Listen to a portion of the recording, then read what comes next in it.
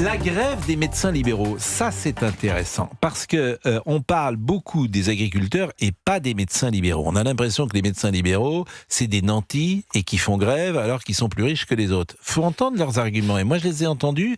C'est très intéressant parce que quand vous allez aux urgences, ça coûte 3 fois plus cher à la société que si vous allez voir un médecin libéral. C'est ça la réalité. Donc la grève des médecins libéraux, des centaines d'anesthésistes, chirurgiens, obstétriciens ont quitté hier la France pour un exil symbolique de 3 jours à Bruxelles. Ils protestent contre la politique de santé du gouvernement. Près de 2000 médecins se sont inscrits pour cette action. Dans leurs futures propositions, les praticiens de bloc veulent notamment s'attaquer à la question du financement des dépassements d'honoraires. Moi, j'ai lu hier une excellente tribune dans le journal du dimanche de Martin Blachier. On est donc avec le docteur Marc Rosenblat. Il est gréviste, médecin libéral depuis 1989, vice-président des syndicats des médecins libéraux, spécialisé dans la médecine du sport.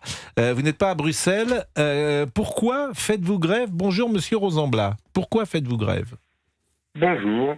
Eh bien, je fais grève pour mes patients. Le système fonctionne de moins en moins bien. Comme vous le savez, les Français s'en plaignent. Les délais d'accès aux soins sont augmentés. Les remboursements sont de moins en moins importants. Les cotisations sociales sont de plus en plus importantes. Et puis, il y a aussi une perte du choix dans les mutuelles. Et moi, en tant que médecin, j'ai des difficultés pour prendre des rendez-vous médicaux pour mes patients. J'ai des examens avec des délais qui ne sont de moins en moins raisonnables pour les examens complémentaires. Bref, le système ne fonctionne plus en France. J'ai lu une excellente chronique également, je citais Martin Blachier, mais il y a une personne qui s'appelle Pierre Squara, que vous connaissez sans doute, qui a écrit « Un médecin libéral travaille en moyenne 54 heures par semaine. La consultation en urgence d'un médecin libéral coûte à la collectivité entre 30 et 100 euros. Un passage aux urgences plus de 300 euros. » Ça, c'est des éléments factuels. L'âge moyen de départ à la retraite d'un médecin libéral est de 67 ans et ensuite 11% travaille encore. Il faut être singulièrement aveugle, dit-il, pour ne pas voir que la médecine libérale serait un atout dans l'équilibre des comptes et dans l'amélioration de l'accès aux soins, mais la technostructure est tellement biberonnée à l'hôpital public qu'on désespère de faire admettre cette évidence. Est-ce que vous partagez, Marc Rosenblat, cette analyse de Monsieur Squara? Oui, tout à fait. Je pourrais même vous donner un autre chiffre. Depuis que j'exerce, c'est-à-dire 1990, l'inflation a augmenté en gros de 100%. Ce qui veut dire que la baguette a été multipliée par 2. Or, l'acte médical, lui, n'a été augmenté que de 20%. Marc Rosenblat, vous avez mis le doigt sur l'aspect financier et ce qu'on vous reproche, qui est évidemment faux d'ailleurs, mais on vous reproche d'être des nantis au fond, les médecins libéraux. Vous avez, je ne sais pas aujourd'hui dans quel exercice de médecine vous pratiquez, si vous êtes généraliste ou pas, Monsieur Rosenblat. Moi, je pratique la médecine du sport et la médecine manuelle et je fais mes 70 heures par semaine. Au niveau des tarifs, je dépends bien sûr des tarifs de la sécurité sociale.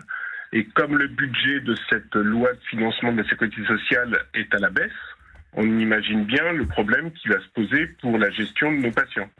En plus, cette loi a rajouté des quotas, notamment pour les arrêts de travail, mais également des recommandations qui vont diminuer notre liberté de prescrire et aussi l'impossibilité pour les jeunes médecins qui voudront faire de la médecine libérale de peut-être trouver un maître de stage universitaire et peut-être de faire leur dernière année, leur 10e année à l'hôpital, alors que nous, en médecine libérale, on tient énormément à notre liberté d'installation.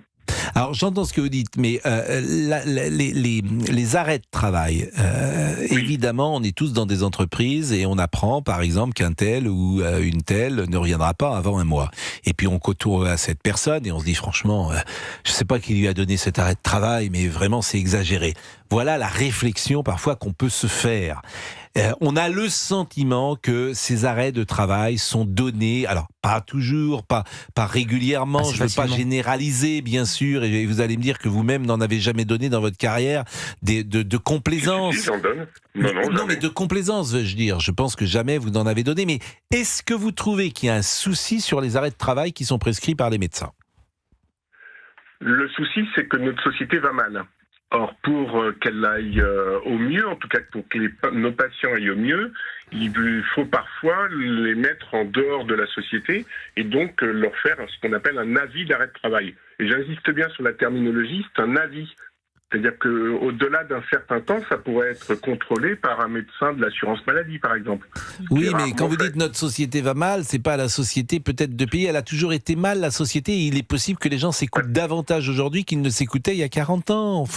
On peut entendre cela, que pour un oui, pour un non, les uns et les autres se mettent parfois en arrêt de travail. C'est le sentiment que nous avons, Monsieur Rosenblat. Vous avez ce sentiment, en tout cas nous de notre côté, l'avis d'arrêt de travail fait partie du traitement de la prise en charge de nos patients, quelle que soit la cause, qu'elle soit organique ou qu'elle soit psychologique.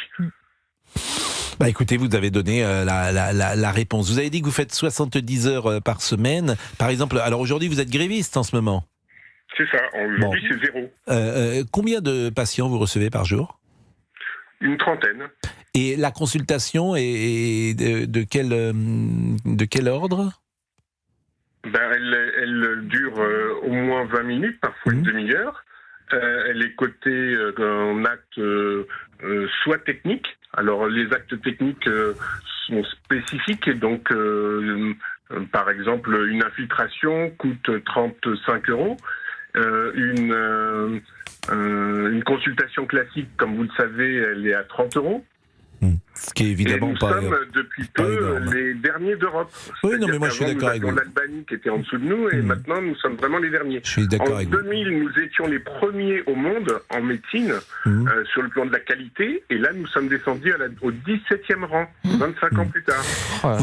Vous avez une assistante ou vous travaillez tout seul dans votre cabinet ? Non, je suis avec une assistante secrétaire. Donc c'est vous qui la payez ? Qui gère tous les aspects de rendez-vous. Mais c'est vous qui la payez. Forcément, elle est payée par les consultations. Bien sûr, c'est vous qui la payez. J'ai un secrétariat, j'ai du matériel, aussi d'investissement, j'ai des femmes de ménage, j'ai du matériel consommable, les rouleaux de papier d'examen, tout ce qu'on consomme au quotidien. Écoutez, merci en tout cas. Le financement des soins depuis ces dernières années n'a pas suivi l'évolution des charges et de nos besoins. Et c'est pour ça qu'on dit stop. Il faut revoir le problème et revoir peut-être le mode de financement avec un budget, si possible, à l'identique de l'année dernière, voire même augmenté. Je pense qu'il faut remettre la médecine. La loi demande une diminution du budget de la sécurité sociale. Il faut remettre la médecine à plat en France. Les ARS, c'est une usine à gaz. Depuis des années, manifestement, l'administration n'est pas au rendez-vous. Je prends un exemple tout simple que j'ai cité 50 fois parce qu'il se trouve que je suis concerné, Monsieur Rosenblat. Lorsqu'on a un enfant chez soi qui veut faire médecine, qu'il a passé sa première année de médecine, qu'il a eu des bons résultats en médecine, mais malheureusement qu'il a terminé 170e au lieu d'être et qu'on n'en prend que 130, il est obligé de s'expatrier et vous avez un enfant qui, en l'occurrence, est en Roumanie en train de faire sa première année de médecine parce qu'on ne peut pas redoubler en France. On marche sur la tête. Monsieur Rosenblat, il paraît-il que la médecine libérale a accepté ça. J'avais eu cet échange avec Monsieur Marty, vous étiez tous dans la boucle et vous avez accepté cela, qu'on ne puisse pas redoubler en France. Ce que je trouve invraisemblable. Mais on n'a jamais pu redoubler ? Non, ça fait 3-4 ans. Non, ça fait 3-4 ans. La médecine, les cours de médecine existent en France depuis le XIe siècle. Ou XIIe siècle, les premières facultés c'était à Montpellier. Depuis 4 ans, on ne peut plus redoubler sa première année de médecine, comme si on était obligé, surtout lorsqu'on l'a validé, lorsque vous avez déjà un bon résultat, simplement vous n'êtes pas dans le concours. Je ne sais pas votre avis là-dessus, mais il y a de quoi être étonné de l'administration de la médecine en France, Monsieur Rosenblat. Oui, mais c'est pas nous qui décidons de cette administration et depuis des années nous disons que le numerus clausus devrait être augmenté parce qu'il va y avoir une pénurie de médecins et nous sommes en plein dedans. Moi, je suis proche de la retraite. J'ai des remplaçants parce que les remplaçants veulent bien me remplacer pour bénéficier de tout mon matériel, de tout, sans avoir à payer de charges, etc. Et par contre, je ne trouve pas de successeur. Écoutez, ça sera intéressant de vous écouter de nouveau. Il est 17h42, on va marquer une pause. Vraiment merci, et votre combat me semble-t-il est légitime, parce qu'effectivement 30 € la consultation. C'est pas pour nous les médecins. Bien sûr. On gagne notre vie, vous l'avez dit, on gagne correctement notre vie. C'est pas ça le problème. C'est de pouvoir justement correctement encadrer nos patients. Moi, je pense que ce combat est légitime et j'ai écouté beaucoup et j'ai lu pas mal d'arguments qui ont pu être convaincants.